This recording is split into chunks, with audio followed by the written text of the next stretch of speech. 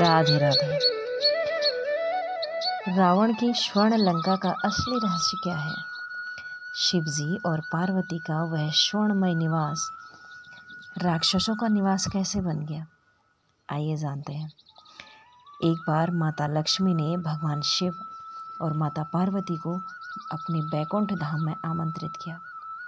जब माता पार्वती और भगवान शिव वहां पहुंचे तो वे बैकुंठ की अलौकिक भव्यता सुंदरता को देखकर मंत्रमुग्ध हो गए। जब वे वापस कैलाश लौटे तब माता पार्वती ने भगवान शिव से एक भव्य महल बनवाने का आग्रह किया। माता पार्वती की बात सुनकर शिवजी उन्हें समझाने का प्रयास करने लगे कि देवी, हम तो योगी हैं, हमें महल की क्या आवश्यकता, हमें महल के ऐश्वर्य में कहाँ शांति मिलेगी। किंतु माता पार्वती अपना हट नहीं छोड़ रही थी। तब शिवजी ने विश्वकर्मा जी को बुलाया और उन्हें तीनों लोकों में सर्वश्रेष्ठ सुंदर भव्य महल बनवाने का आदेश दिया। भगवान शिव की आज्ञा मानकर विश्वकर्मा जी ने तीनों लोकों में सर्वश्रेष्ठ स्थान पर एक भव्य महल का निर्माण कराया।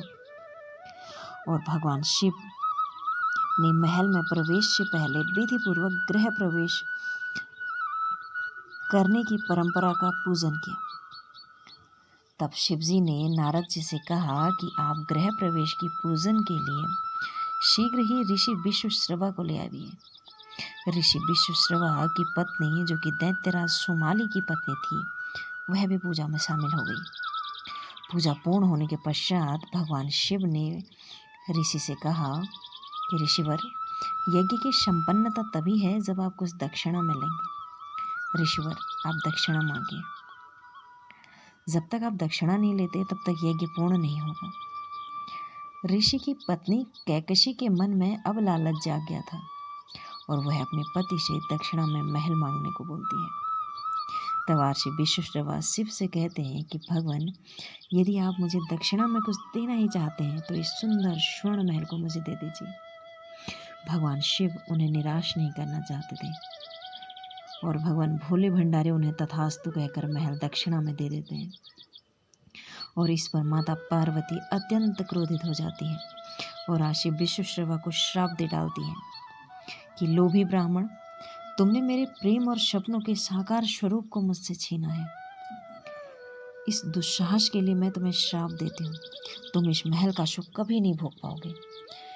एक दिन महादेव का अंश स्वरूप इसे जलाकर इसकी शोभा को मिटा देगा और उसके पश्चात तुम्हारे कुल का सर्वनाश होगा। और कुछ दिनों बाद विश्वश्रवा की जो दूसरी पत्नी थी, उनके पुत्र कुबेर तपस्या पूर्ण कर अपने पिता के पास लौटते हैं। तब पिता उन्हें कहते हैं कि पुत्र, तुम मेरे ज्येष्ठ पुत्र हो और जो महल मुझे दक्षिणा में मिला है तुम वहीं रहकर अपना राज्य चलाओ। इस पर कैकसी क्रोधित हो जाती है पर कुछ कह नहीं पाती। कुछ वर्षों पश्चात कैकसी का पुत्र रावण भी तपस्या समाप्त कराता है और उसे सर्वशक्तिमान होने का वरदान मिलता है। तब वह आश्रम जाकर अपने माता पिता का आशीर्वाद लेता है।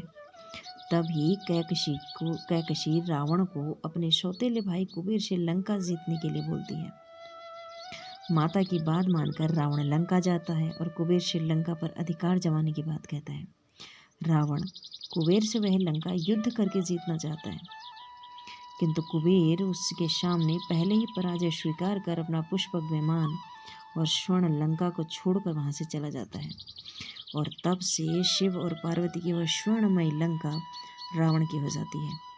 कहते हैं कि माता पार्वती के श्राप से ही रुद्रावतार भगवान हनुमान ने इसी श्राप के फलस्वरूप लंका में आग लगा दी थी। उसी श्राप का परिणाम था कि लंका में आग लगी थी। राधे राधे।